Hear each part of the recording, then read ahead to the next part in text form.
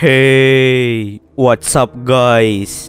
Oke guys, di video kali ini gue akan menceritakan seluruh cerita dari film Grave Encounters yang dirilis pada tahun 2011. Di dalam film ini bercerita tentang sebuah kelompok pemburu hantu yang sedang melakukan syuting. Kelompok ini telah melakukan banyak penelusuran ke berbagai tempat angker, dan rekaman hasil penelusuran mereka ini akan ditayangkan pada sebuah acara horor berjudul Grave Encounters. Suatu hari saat sedang melakukan syuting di rumah sakit jiwa, kelompok ini mulai mengalami teror mistis yang sangat kuat hingga membuat mereka menghilang satu persatu. Bagaimanakah kisah selanjutnya? Yuk kita masuk saja ke cerita ya guys.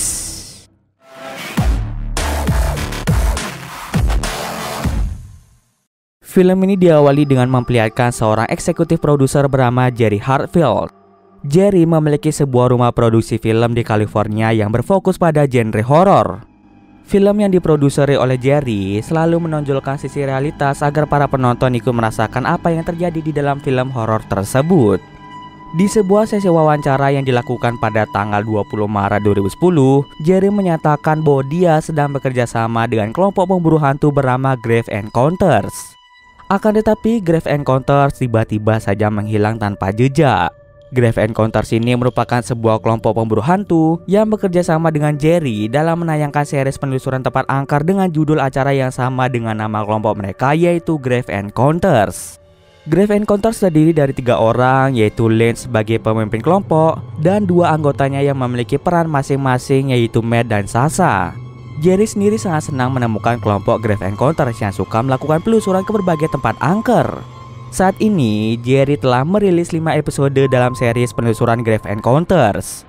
Akan tetapi pada episode ke-6, Jerry mulai kehilangan kontak dengan kelompok Grave Encounters. Beberapa waktu kemudian setelah menghilangnya Grave Encounters, Jerry menerima email dari Grave Encounters yang berisi video tentang penelusuran hantu di sebuah rumah sakit jiwa bernama Collingwood. Namun anehnya, video penelusuran yang dikirim oleh Grave Encounters hanya berupa video mentahan hasil syuting di rumah sakit jiwa Collingwood. Karena video itu masih mentahnya saja, video itu sampai berdurasi sekitar 76 jam lamanya. Akibat durasi video yang cukup panjang, Jerry menyuruh bawahannya untuk memotong video tersebut sehingga video yang tadinya 76 jam sekarang sudah menjadi 1 jam 31 menit. Di dalam video itu akan menampilkan kelompok Grave Encounters yang melakukan penelusuran di rumah sakit jiwa Collingwood. Dan rumah sakit itulah Grave Encounters terakhir terlihat sebelum akhirnya dinyatakan menghilang. Di dalam video tersebut memperlihatkan Lance, Matt, Sasha, dan 2 orang anggota baru dari Grave Encounters bernama Gray dan Gibson. Di sana mereka bertemu dengan seorang pria bernama Morgan yang merupakan sejarawan yang sangat tahu mengenai sejarah rumah sakit tersebut. Diceritakan bahwa rumah sakit itu dibangun pada tahun 1893. Sejak dibangunnya rumah sakit itu sering terjadi aktivitas yang sangat aneh, di mana benda-benda di rumah sakit sering menghilang sendiri, benda yang tiba-tiba bergerak, suara ketukan, dan masih banyak gangguan lainnya. Karena sering muncul aktivitas paranormal, para dokter di sana pun sampai terbiasa dengan aktivitas tersebut.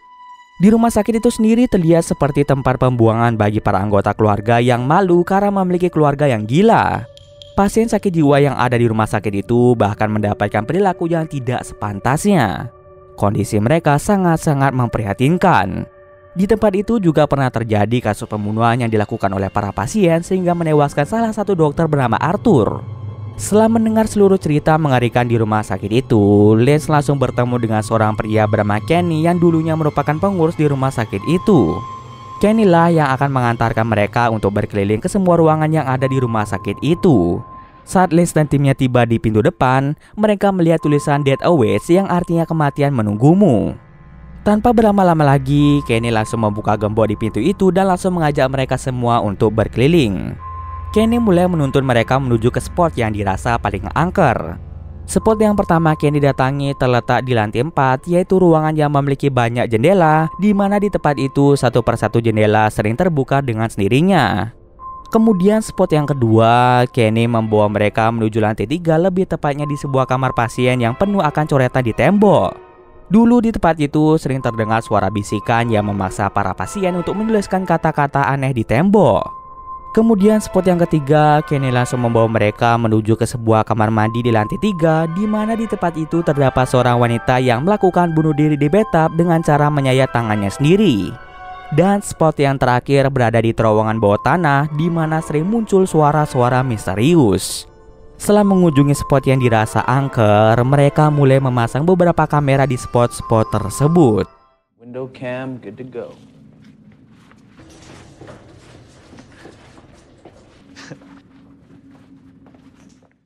Semua hal yang direkam oleh kamera itu akan tersimpan di hard drive milik mereka. Setelah semuanya selesai, Kenny memutuskan untuk kembali ke rumah dan akan mengunci mereka di dalam gedung tersebut. Kenny akan membuka pintu itu tepat pada pukul 6 pagi. Dengan begitu, penelusuran hantu yang dilakukan oleh Grave Encounters pun dimulai. Mereka pun mulai berpencar. Lynch, Sasha, Gray, dan Gibson akan berpencar menuju ke setiap ruangan dan mencari aktivitas paranormal. Sedangkan Matt akan berdiam diri di lantai utama dekat dengan pintu masuk dan akan memantau mereka dari kamera-kamera yang sudah terpasang di setiap lorong. Awalnya saat mereka menelusuri tempat itu belum ada keanehan. Bahkan karena tidak ada tanda-tanda hantu yang muncul, membuat mereka menjadi kesal dan tanpa sengaja mereka berkata kasar di tempat tersebut. Dan mulai dari situlah petualangan mereka dimulai. Saat Gibson mulai menelusuri tiap ruangan, tiba-tiba pintu di ruangan itu tertutup dengan sendirinya seperti ada seseorang yang mendorong pintu tersebut. Even they were real, they wouldn't want to come.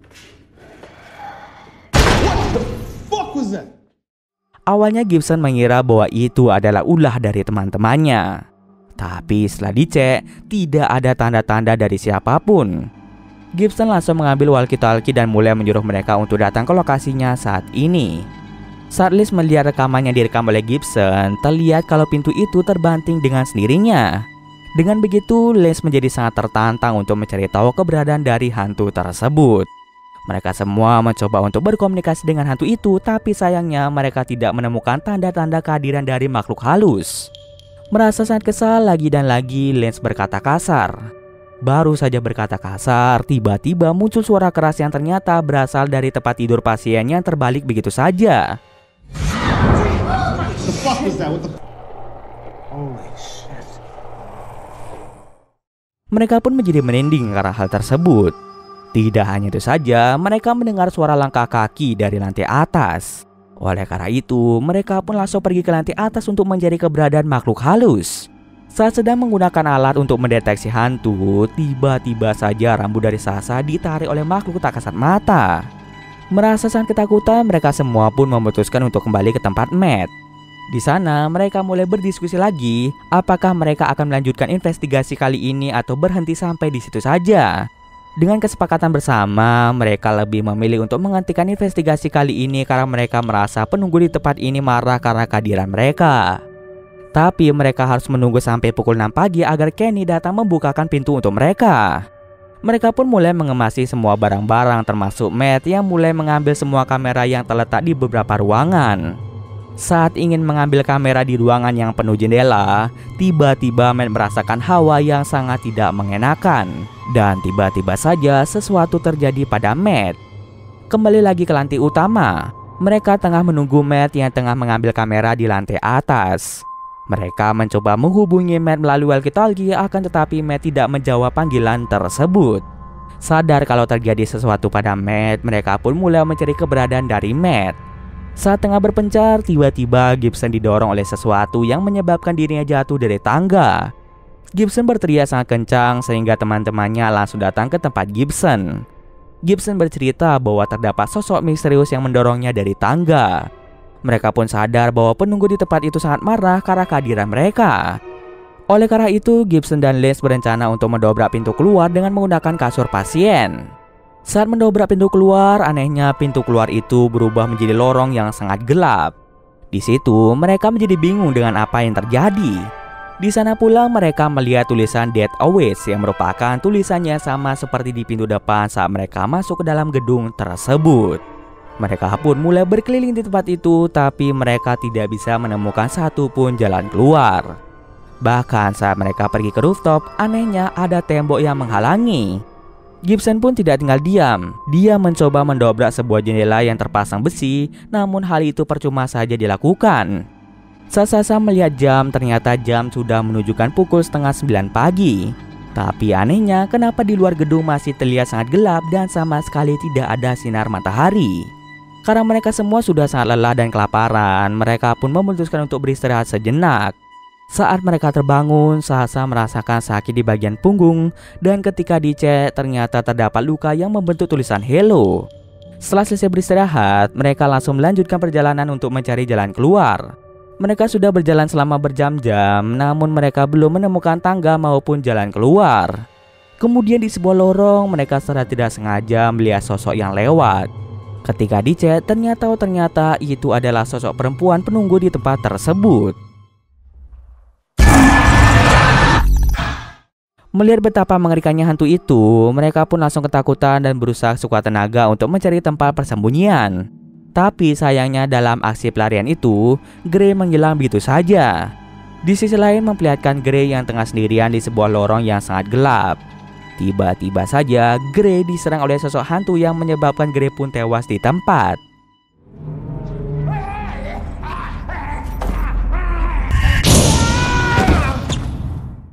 Kini hanya tersisa mereka bertiga saja, yaitu Lance, Sasha, dan Gibson. Sedangkan Matt dan Gray sampai saat ini belum mereka temukan.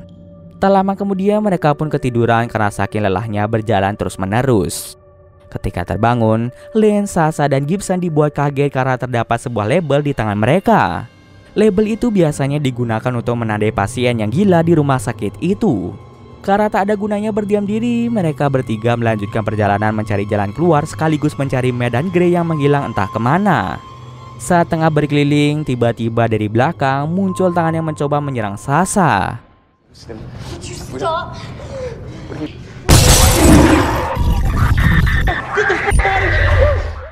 Saat tengah berlari ketakutan, mereka secara tidak sengaja bertemu dengan Matt yang berada di kamar pasien dengan menggunakan kostum pasien rumah sakit.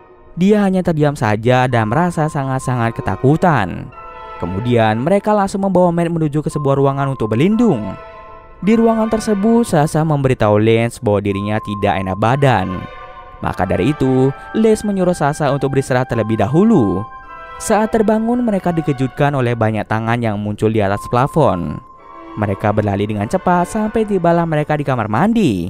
Di sana Gibson ditarik oleh sosok misterius ke dalam bathtub yang berisi darah. Lance yang melihat hal itu langsung membalikan bathtub tersebut dan alangkah terkejutnya karena Gibson menghilang begitu saja. Karena tidak ada gunanya berdiam diri, Lance, Sasha, dan Matt mencoba berkeliling dan sampailah mereka di sebuah lift. Ternyata di dalam lift itu hanya terdapat tangga darurat menuju terowongan bawah tanah. Di saat yang sama mereka diserang oleh sosok hantu dan Lance berusaha untuk menutup pintunya. Saat Lance dan Sasha menutup pintu untuk menghindari serangan hantu tersebut, tanpa disadari oleh mereka, Matt melompat dari ketinggian yang menyebabkan Matt pun tewas seketika. Lance dan Sasha yang melihat Matt mati memutuskan untuk pergi menuju terowongan bawah tanah dan berharap mereka menemukan jalan keluar. Tapi bukannya menemukan jalan keluar, mereka malah berputar-putar di tempat yang sama. Yang artinya terowongan bawah tanah itu tidak berujung. Berjam-jam mereka berjalan hingga kaki mereka menjadi sakit dan akhirnya mereka tidak bisa melanjutkan perjalanan dan memutuskan untuk beristirahat. Di sana, Lance dan Sasha sudah sangat-sangat kelaparan. Sasha yang lagi berdiam diri tiba-tiba bertingkah aneh dan mulai mengeluarkan darah dari dalam mulutnya. Saat mereka tengah tertidur, Sasha diculik oleh sosok berbentuk asap.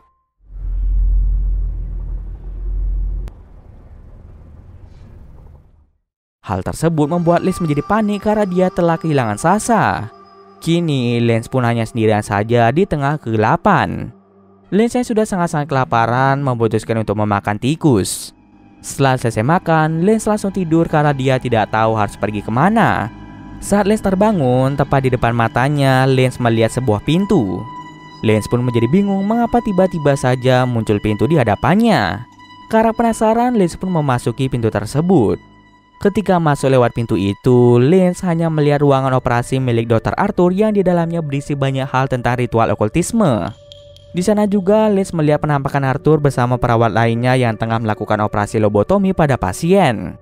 Selain melakukan operasi lobotomi, Arthur juga biasa mengoperasi para pasien dengan cara yang bisa dibilang tidak manusiawi, seperti membedah tengkorak kepala pasien, membedah dada pasien, dan masih banyak hal yang tidak manusiawi yang pernah dilakukan oleh Dr. Arthur. Bahkan Arthur dengan tega menumbalkan beberapa pasien demi ritual sesat yang ia lakukan. Karena Arthur bisa dikatakan orang jahat, maka dari itu pasien gila yang memiliki pikiran langsung membunuh Arthur. Karena ritual okultisme dan pembedahan ilegal yang dilakukan oleh Dr. Arthur membuat gedung rumah sakit tersebut menjadi sangat-sangat angker. Banyak juga pasien yang mati akibat pembedahan yang dilakukan oleh Dr. Arthur. Sejak kematian Arthur, rumah sakit jiwa itu menjadi sangat angker. Hingga pada akhirnya rumah sakit itu pun mulai ditinggalkan dan dibiarkan terbengkalai. Desain akhir memperlihatkan Les yang akan dilobotomi oleh hantu Dr. Arthur. Kemudian Les mulai berbicara di depan kamera. Sepertinya Les terjebak di dunia lain dan tidak bisa kembali ke dunia asalnya. Dan cerita pun selesai.